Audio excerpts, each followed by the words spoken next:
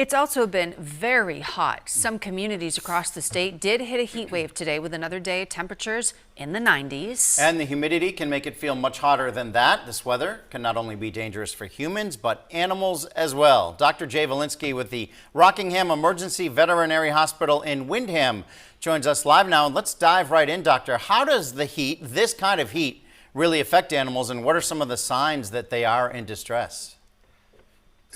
Well, animals have a limited ability to shed heat compared to us because we're able to sweat, where dogs and cats they can only sweat from their paw pads and their toe pads, and they have limited ability there also.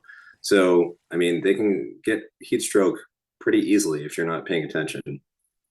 And Dr. Volinsky, obviously we're used to watching our animals pant, especially dogs, a little bit if they're overheated, but what are the signs that they really need to get to the vet and quickly?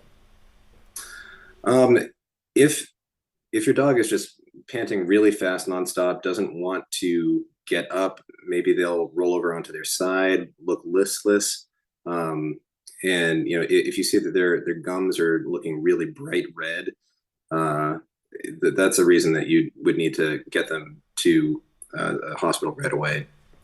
Now, if you diagnose your pet may be overheated, what are some basic household items that maybe we're not thinking about other than, like obviously a cold towel with ice? What are some other household items you might already have that you could use?